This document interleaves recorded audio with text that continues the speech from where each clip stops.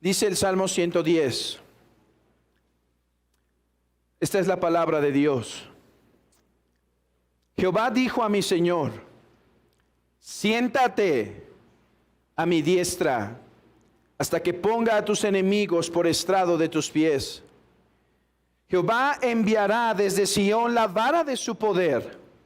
Dominará en medio de tus enemigos. El medio de tus enemigos. Tu pueblo se te ofrecerá voluntariamente en el día de tu poder, en la hermosura de la santidad, desde el seno de la aurora. Tienes tú el rocío de tu juventud. Juró Jehová y no se arrepentirá. Tú eres sacerdote para siempre, según el orden de Melquisedec. El Señor está a tu diestra. Quebrantará a los reyes en el día de su ira. Juzgará entre las naciones. Las llenará de cadáveres. Quebrantará las cabezas en muchas tierras. Del arroyo beberá en el camino, por lo cual levantará la cabeza. Abramos nuestras Biblias en Efesios capítulo 1. Efesios capítulo 1, versículo 20 y 21.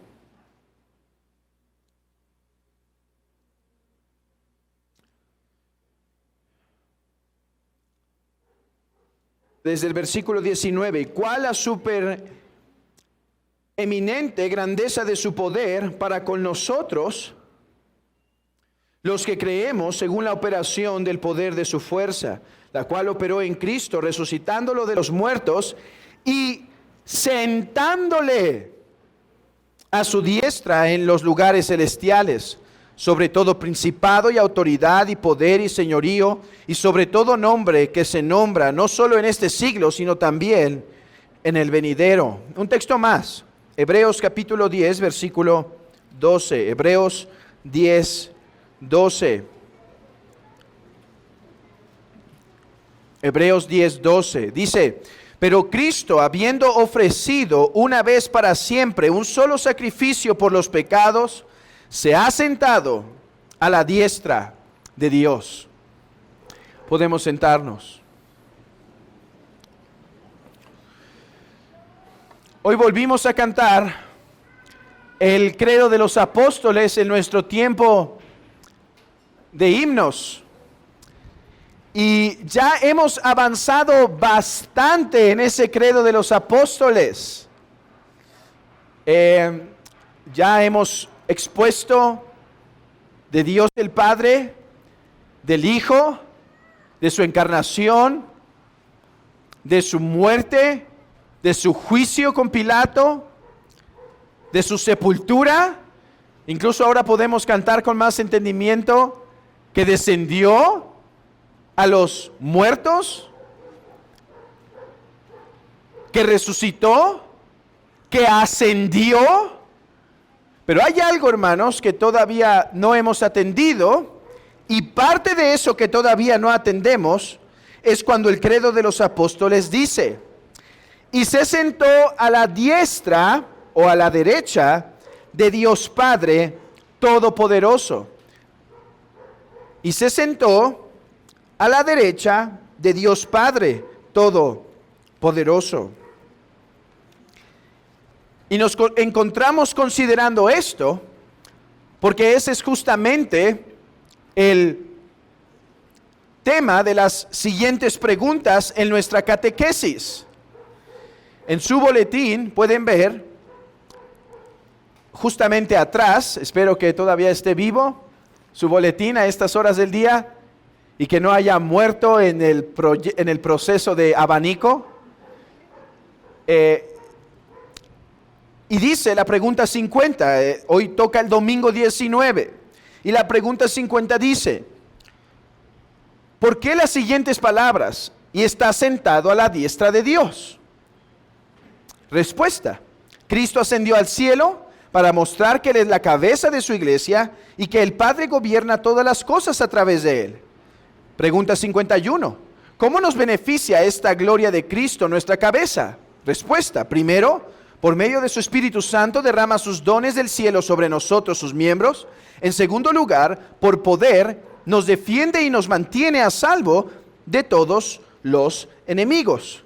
Hoy nos encontramos considerando la cesión de Cristo, porque el catecismo, después de haber analizado todas las otras partes del credo de los apóstoles, ahora analiza esta confesión. Creo que ascendió a los cielos y está sentado. Creo que Cristo está sentado a la diestra de Dios. ¿Qué significa esto? ¿Cuáles son sus implicaciones teológicas? ¿Cómo me consuela? Esas serán las preguntas que intentaré resolver en esta tarde. A manera de introducción, además de estos puntos que he mencionado, tengo que decir, hermanos, que me fue un tanto difícil encontrar material que estudiar para tratar este tema. Busqué, y dentro de mi búsqueda no presumo ser el mejor buscador en internet, pero en español, y prácticamente, hermanos, no encontré mucho, ni un predicador, ni algún libro que trate el tema. Hay algunas teologías sistemáticas que tienen un párrafo y es todo. Incluso en inglés hay poco.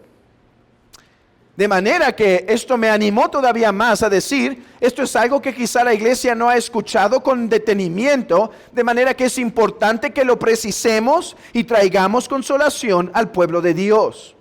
Porque, hermanos, cuando hablamos de la palabra de Dios y la doctrina, cada jota y cada tilde es valiosa para ministrar a nuestro corazón. Y hoy quisiera demostrarles que al hablar de la cesión de Cristo, es así. Así que hoy intentaré demostrar su importancia para nosotros. Una cosa más. Nuestro enfoque en nuestro catecismo no será tanto como en otras ocasiones, porque las confesiones no son infalibles, ¿verdad? O sea, pueden errar, ¿no es cierto? Sí, estamos seguros de eso, ¿verdad? Y pueden ser mejoradas y corregidas, ¿cierto? Bueno, creo que este es un área del catecismo que es bastante pobre. Estudiando su significado y viendo lo que dice el catecismo, no sé si me van a linchar allá en internet, no importa. Creo que el catecismo y los credos y confesiones pueden ser corregidos y mejorados. Y realmente, de todas las preguntas que hemos visto, es de la que me siento más insatisfecho, podría ser. Ahora, no esperaba un gran desarrollo, es un catecismo que enseña lo básico. No obstante, sí creo que falta, por lo tanto, sigo un camino más libre en esta exposición. Así que déjenme comenzar entonces, habiéndome introducido así, de nuestro propósito, de la importancia de este tema, e incluso a la luz del poco material que hay, y la distancia o no tanto enfoque que daremos a nuestras preguntas. Déjenme comenzar empezando con una definición. ¿Qué es la cesión de Cristo? Deberíamos comenzar por ahí, porque para algunos puede ser un concepto extraño. Entendemos ascendió, pero ¿qué es que ahora Cristo está en sucesión? No sucesión, sino su de suya cesión, ¿sí? Bueno, déjenme dar 3 puntos que nos puede ayudar a comprender qué es la cesión de Cristo. 1, veamos el origen de la palabra. La palabra viene del latín cesio, que hace referencia literalmente al acto de sentarse. No obstante, la palabra en ocasiones es usada de forma metafórica para no solo hablarnos del acto de sentarse, sino que en el acto de sentarse se está llevando a ejecución aspectos formales de un oficio. Por ejemplo, se puede decir a veces de la corte que está en sesión. Miren, esto se remonta hasta esta palabra latina que quiere decir están sentados, puede que estén parados, pero están sentados ejecutando sus oficios formales para la deliberación de ciertas cosas oficiales. Eso es sesión. Bueno, cuando hablamos de Cristo, algo de lo que queremos decir es que ahora entró en un oficio, en un estado donde el concepto de estar sentado nos ayuda a comprenderlo. Y con esto ya los introduje, de que la sesión de Cristo no habla tanto de una postura física que Cristo mantiene ahora en el cielo, sino más bien de una condición oficial que ejerce o que posee en el cielo. En segundo lugar, la sesión de Cristo pertenece a aquellas acciones que son parte de su exaltación. A ver, en la cristología se suele hablar del estado de humillación de Cristo y su estado de exaltación. Se me hace un buen término, no es preciso exactamente, porque hay veces donde se traslapan. Yo creo que cuando Cristo estaba en la cruz, diríamos que su estado de ¿qué? ¿De humillación o exaltación? Humillación, pero como vimos en un sermón de Juan, al mismo tiempo Cristo estaba en un sentido en su exaltación. Y no me puedo meter en todo ese tema, pero lo vimos en Juan y si no me equivoco en otra lección de la catequesis anteriormente. Así que hay veces donde hay un traslape, pero en general los términos son útiles. Y lo primero que me dice que el estado de humillación es aquellas partes de la vida de Cristo en donde hubo un acto de humillarse literalmente. Por ejemplo, el nacimiento de Cristo, las condiciones en las que nació, la persecución que vivió al nacer, el rechazo que tuvo de sus hermanos, hablando hermanos judíos y hermanos literal de sangre, la traición de Judas y obviamente la crucifixión.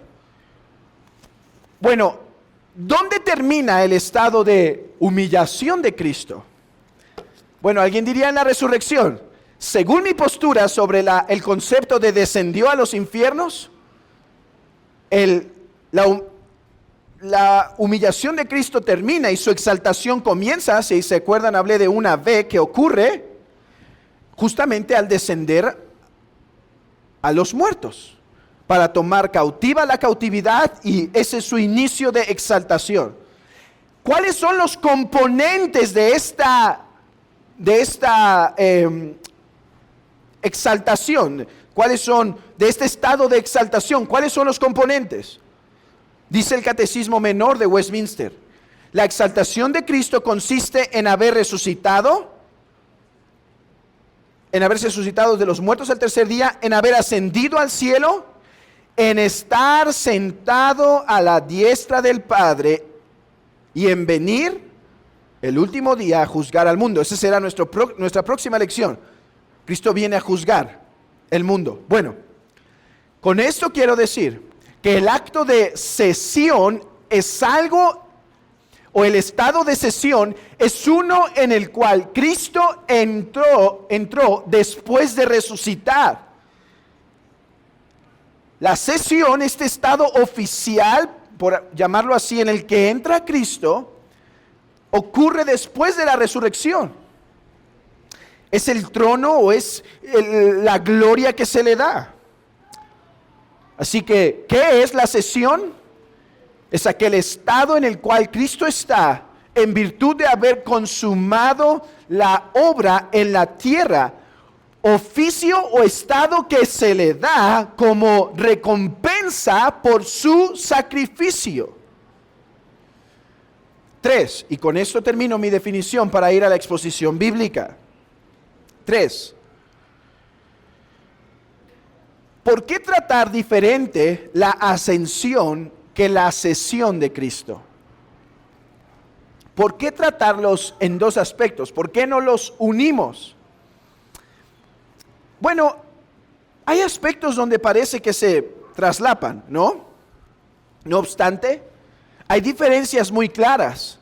Y cada uno de esos puntos nos da consolación, de manera que debemos tratar cada uno por separado.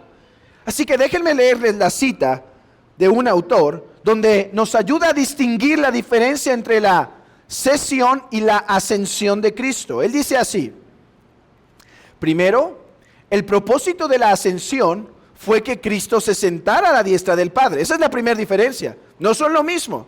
Él ascendió para sentarse. 2. Cristo solo ascendió una vez, pero se sienta a la diestra del Padre para siempre.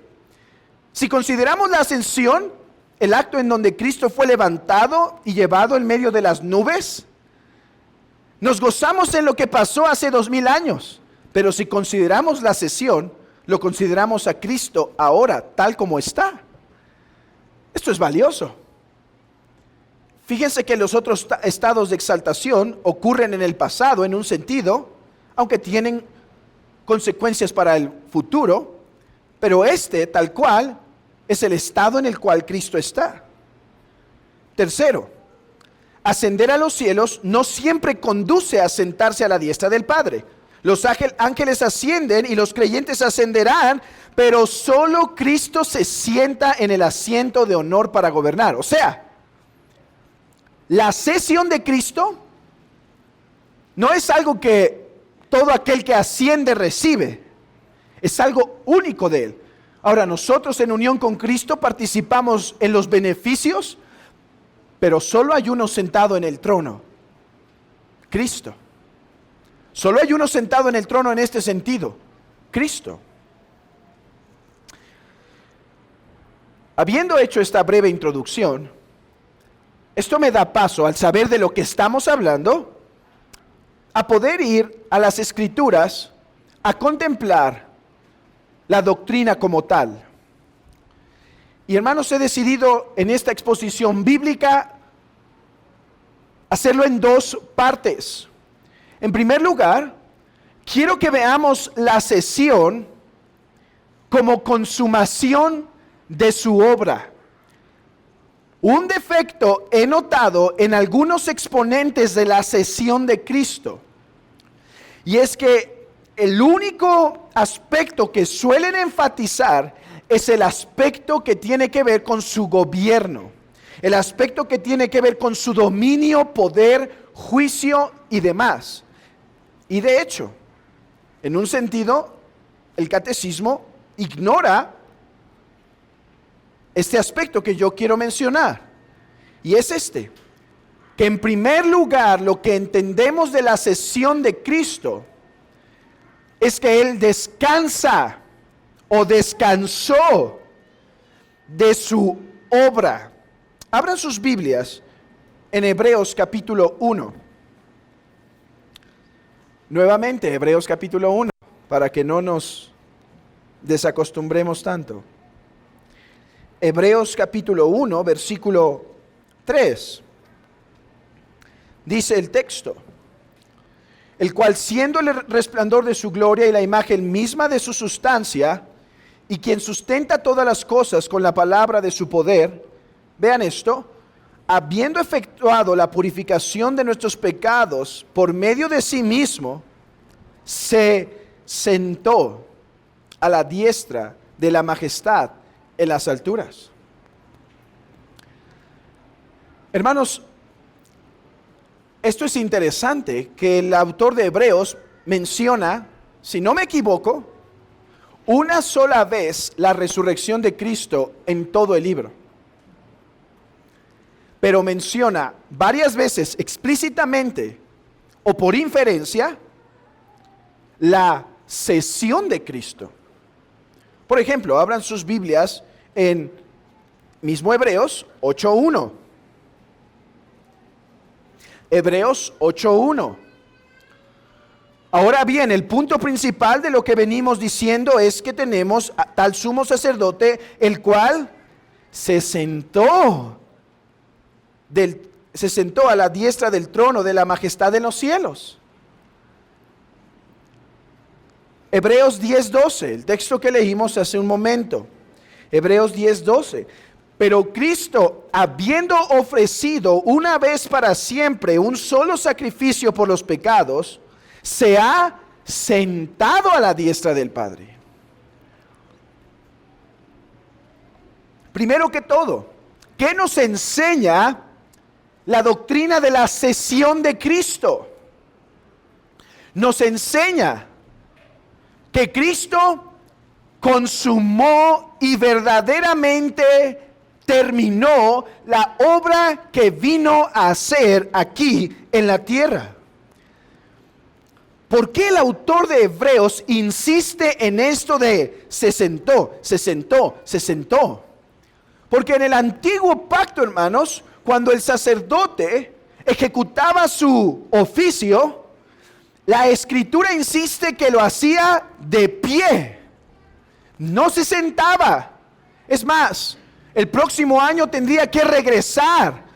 No se podía sentar ceremonialmente, no había asiento en donde recargarse. Y dice Hebreos que ellos ministraban de pie. Y alguien dice, ¿por qué les interesa decirnos que estaban de pie? ¿Por qué no solo ministraban? Porque al estar de pie enfatizan que no había descanso en el ofrecimiento de sacrificios. Pero que Cristo, vean cómo insiste estos tres pasajes de Hebreos, habiéndose ofrecido, se sentó, enfatiza entonces que la sesión de Cristo implica, en primer lugar, que la obra que Él vino a realizar se consumó, se terminó y no hay nada más que hacer. Cristo gritó en la cruz. Niños, ¿ustedes memorizaron esto? ¿Se acuerdan aquella palabra difícil griega que aprendimos en todo un sermón? Empieza con te. ¿Te acuerdan, niños? Tetelestai. ¿Y qué significa esa palabra? Consumado es. Bueno, la evidencia de que todo fue consumado es evidenciada cuando el Hijo, al ascender a los cielos, el Padre, ceremonialmente hablando, metafóricamente hablando en un sentido, le da el asiento del descanso. Cristo está sentado a la diestra. ¿Y qué aprendemos de esto? Que la obra está consumada, que no hay más que hacer, que aquellos sacerdotes que no se podían sentar porque necesitaban volver a ofrecer sacrificio, volver a presentar sacrificio ante Dios, realmente ya se pueden sentar, porque el sumo sacerdote por excelencia, Jesucristo, al ofrecer sacrificio, satisfizo a Dios y ya no hay más requerimiento. Por lo tanto, descansó de su obra. Y hermanos y amigo, ¿qué te dice esta palabra a ti? Querido hermano, que nosotros también descansamos de nuestras obras. Todos nosotros nacimos bajo un pacto ya quebrado, el pacto de Adán. Y en nuestro engaño y en nuestro error, intentábamos ganar el favor de Dios por medio de obras. Pero Jesucristo vino a lograr la salvación y se sentó. Y ahora invita al pecador, te invita a ti que estás fuera de Cristo a venir y descansar en Él. Venid a mí todos los que estáis trabajados y cargados, que yo os haré descansar. Descansad de vuestras obras. Descansad de vuestro tejimiento, de esas hojas de higuera que intentan ponerse para cubrirse. Descansad porque Cristo se ha sentado a la diestra del Padre.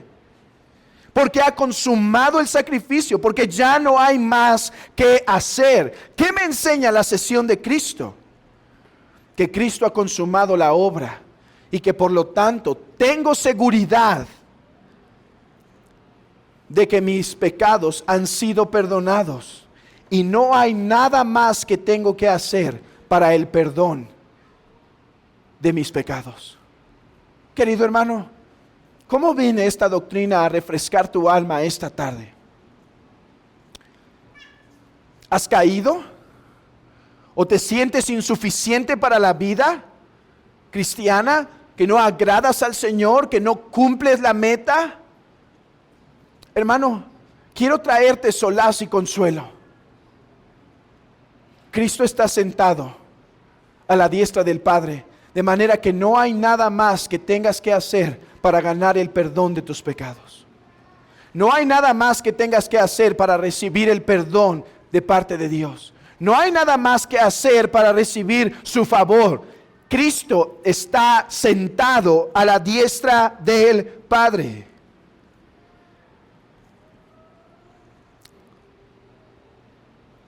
Pero en segundo lugar, la sesión de Cristo me enseña que no solo Él descansa de su obra, manifestando así que está completa, sino que ahora gobierna con toda autoridad y todo poder. Este es el otro significado ese de hecho el significado que prevalece en nuestro catecismo. Abran sus Biblias en Marcos capítulo 16. Marcos 16, donde nos menciona esta verdad. Versículo 19. El Señor, después de que habló, fue recibido arriba en el cielo y se sentó a la diestra de Dios. Y ellos predicaron en todas partes, ayudándoles el Señor y confirmando la palabra con señales que les seguían. Amén. Ahorita voy a mencionar este aspecto, porque hay una relación entre que Cristo se sentó y ahora nosotros salimos a predicar ayudados con señales. Porque yo sé que hay un debate sobre este texto, sobre si estaba en los manuscritos originales. Hermanos, yo realmente no me creo mucho de eso no estaba en los manuscritos originales, y tengo razones para decir por qué, aunque eso es para otra historia. Que no se me ha olvidado que les debo una enseñanza de eso, y les debo la predicación de Juan 8. Sí es Juan 8, ¿no?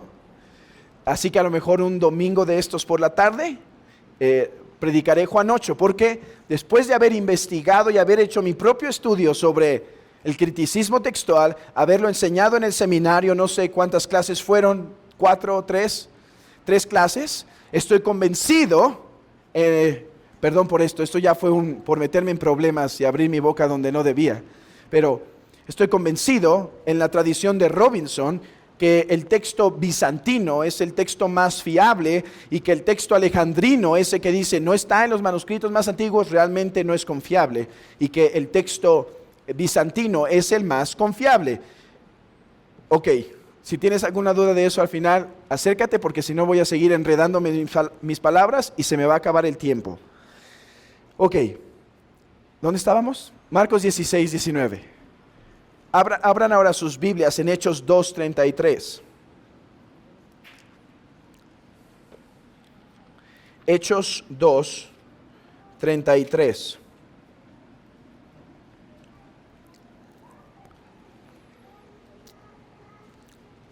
Dice: a este Jesús resucitó Dios, de lo cual todos nosotros somos testigos.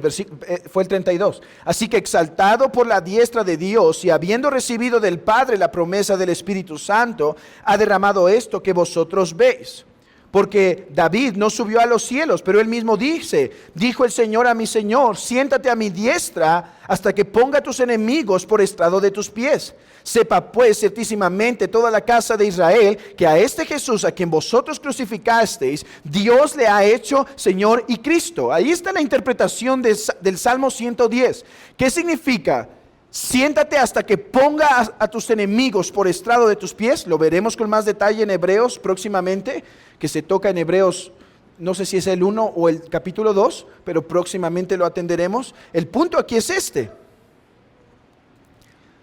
que el acto este vocablo de sentado a la diestra significa que el Padre otorgó a Cristo como mediador autoridad y poder para juzgar sobre todo el mundo, sobre todo el cosmos. Y me ayuda lo que prediqué hoy a las 11, porque aquí tengo que hacer una distinción. Cristo es soberano rey en virtud de ser Dios, pero este texto nos habla del poder soberano que tiene Cristo en virtud de ser mediador. Vean esto, debido a que Cristo se entregó y fue resucitado y obedeció al Padre, el Padre lo ha hecho Señor y Cristo. Como Dios, Él no puede ser hecho Señor y Cristo, Señor y soberano. Pero como Mesías sí podía ganar eso, porque la humanidad no lo tenía de facto, sino que Cristo, como el Logos encarnado, tenía que ganarlo. Y eso significa, en segundo lugar, sucesión. Generalmente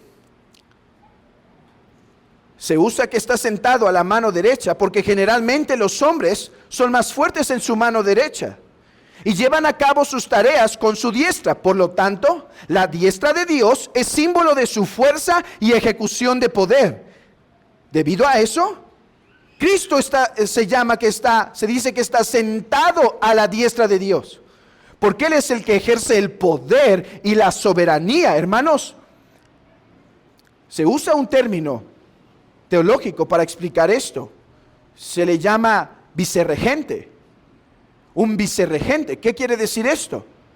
Uno que representa, uno que administra. De hecho, esa palabra regente, de ahí se deriva nuestra palabra común que usamos en el concepto y en la relación de la administración de empresas, en donde se habla de un gerente. Esta es una palabra latina que quiere decir aquel que está en lugar de, aquel que administra en lugar de.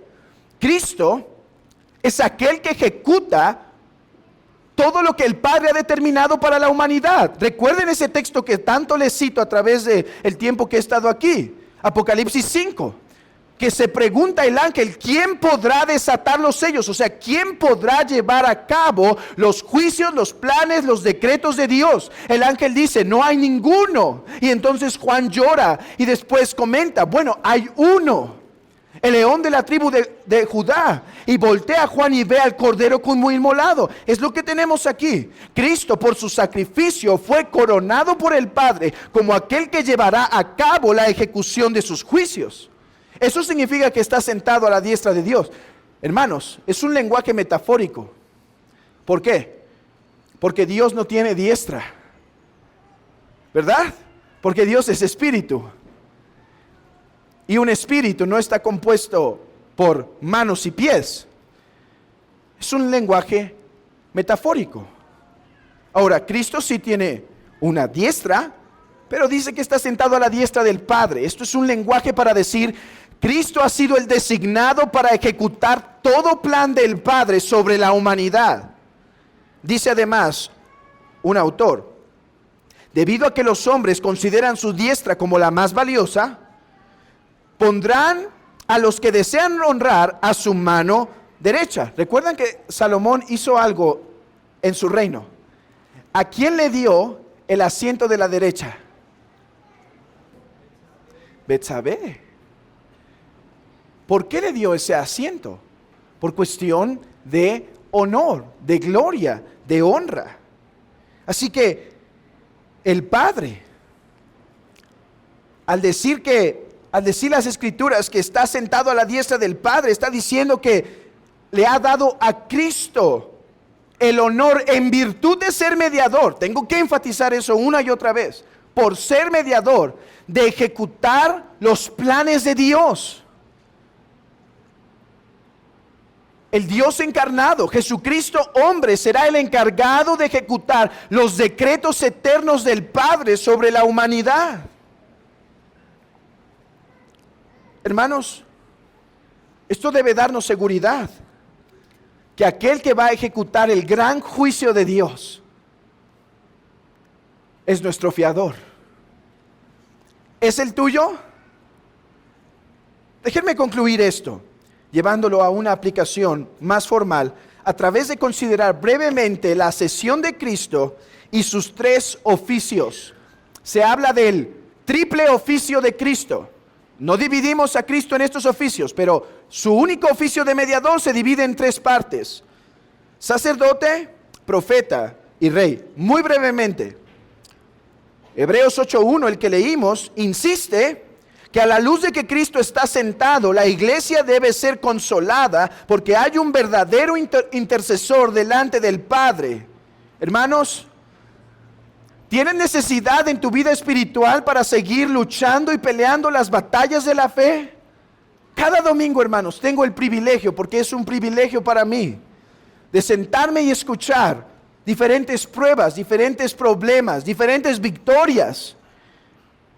Pero a todos los que están sentados en esta tarde, que he podido escuchar o no he podido escuchar, pero que están batallando y luchando, puedo decirles esto: tienen acceso al trono de la gracia, porque Cristo está sentado a la diestra del Padre. ¿Y qué significa que está sentado a la diestra del Padre? Que ahí tenemos un intercesor perpetuo que nos hace aceptos. Déjenme intentar ilustrar eso. Podemos imaginarlo así. Hay veces que los niños se están portando mal, a veces. Y entonces los papás le dicen, el papá le dice a la esposa, o al revés: pásame la vara, y la pone en la mesa. ¿Qué pasa cuando la vara se pone en la mesa?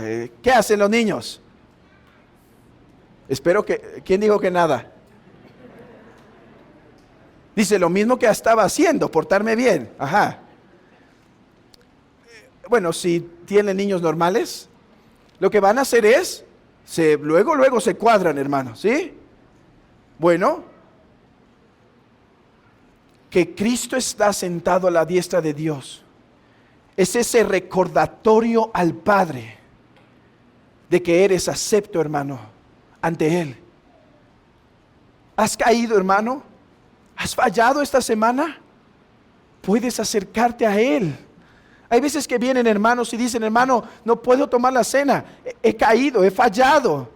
Y yo digo: pero ¿quieres luchar? Sí, sí quiero. Entonces ven y toma la cena, porque su gracia se derrama a nosotros, no solo a través de su palabra, sino a través de la Santa Cena, y por medio de ella eres fortalecido. Hermano, tienes un sumo sacerdote que te fortalece, porque el Padre lo recibe con una obra consumada, y ahora nos bendice con bendiciones espirituales en Cristo Jesús, porque está sentado. ¿Recuerdan Efesios capítulo 1? Bendito sea el Dios y Padre de nuestro Señor Jesucristo, que nos bendice con toda bendición espiritual en los lugares celestiales en Cristo Jesús. Déjenme leerles ese pasaje exactamente, porque si no me equivoco, al menos que lo esté medio acomodando en mi mente, de hecho dice que estamos sentados con Cristo. Efesios capítulo 1, versículo 3. Pablo, apóstol de Jesucristo por la voluntad de Dios, a los santos y fieles hermanos Jesús que están en Éfeso, gracia y paz a vosotros de Dios nuestro Padre y del Señor Jesucristo. Bendito sea nuestro Dios y Padre de nuestro Señor Jesucristo, que nos bendijo con toda bendición espiritual en los lugares celestiales en Cristo Jesús. No dice que está sentado, pero sí en los lugares celestiales en Cristo Jesús. En segundo lugar, como profeta, Cristo, al estar sentado, derrama el Espíritu Santo. Y ya no podemos ir a Hechos capítulo 2, versículo 33 y 34 en adelante. Pero cuando se revela que Cristo está sentado a la diestra, ¿cuál fue la manifestación visible de ese hecho? los dones. Es lo que argumenta Pedro. ¿Recuerdan en su sermón de Pedro? Quiero demostrarles que Él ha sido Señor y Cristo. Esto que ven con estas lenguas de fuego que escuchan, no son otra cosa sino el testimonio que verdaderamente Cristo se ha sentado. ¿Por qué? Porque al sentarse derrama de su Espíritu Santo para con nosotros, sus miembros. Derrama de sus dones celestiales, y es lo que dice nuestro catecismo. ¿Por qué nos beneficia la gloria de Cristo en nuestra cabeza? Primero, por medio del Espíritu Santo derrama sus dones. Hermanos, como profeta ilumina nuestra mente. Como profeta fortalece a su cuerpo con el conocimiento de la verdad. Y aquí debemos abundar más.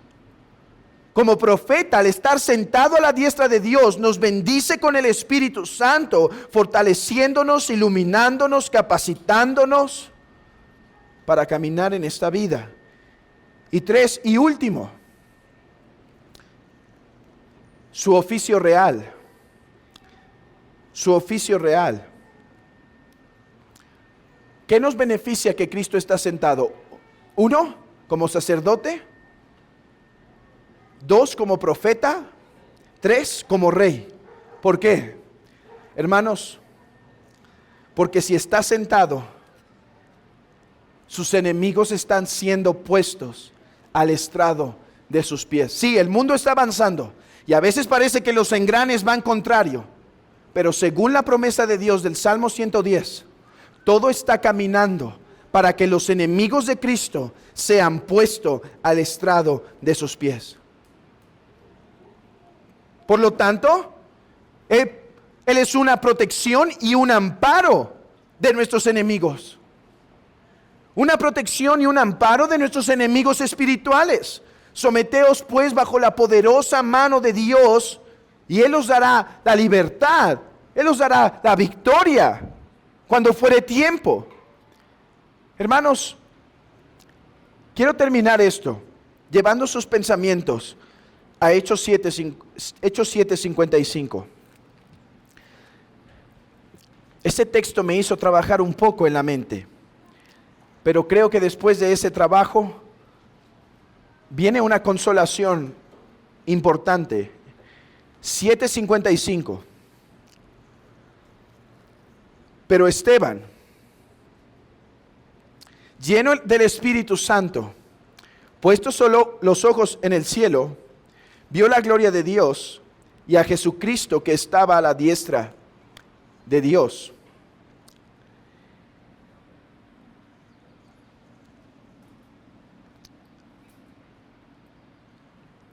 En el griego, o la idea en el texto,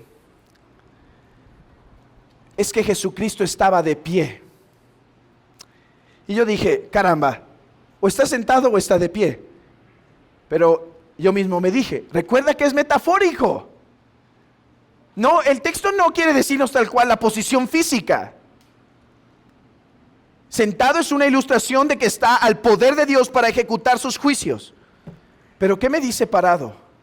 Hermano, me dice mucho para mi consolación. Que mientras ahora está Cristo en su estado de gloria, en su estado de cesación, de descanso, de dominio y poder, no se ha olvidado de su pueblo que está en la tierra, sino que cuando su amado mártir está muriendo, está de pie para fortalecer a su hijo, para fortalecer a su pueblo, para recibir el alma de su amado. Querido hermano, el rey llegó a su trono. No llegará, llegó. Ampárate bajo su poder, que Él no ha olvidado a su iglesia. Es cierto, cesó en su oficio de sacerdote en el sentido de sacrificio, la completó. Pero cuán ocupado está hoy en día por el bienestar de su iglesia, bendiciendo con bendiciones espirituales, escuchando la intercesión de su pueblo, poniéndose de pie en el día de la angustia de su pueblo, recibiendo el alma de los mártires cuando mueren.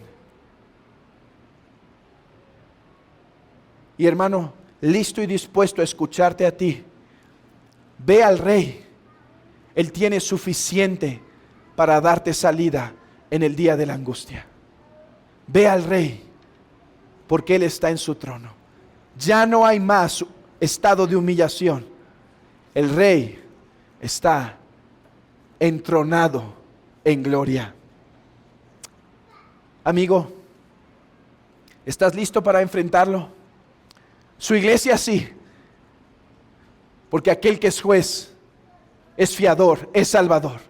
Pero tú, joven, niño, señor, ¿estás listo para enfrentar a este Rey? Oh, Él no es como los reyes de este mundo, impíos pecadores, comprados por los sobornos de este mundo. Él ama la santidad. Y sobre los malos hará llover calamidades. Fuego y azufre y viento abrasador será la porción de ellos. ¿Estás en paz con este Rey? Porque el Padre a nadie juzga, porque todo el juicio ha dado el Padre al Hijo.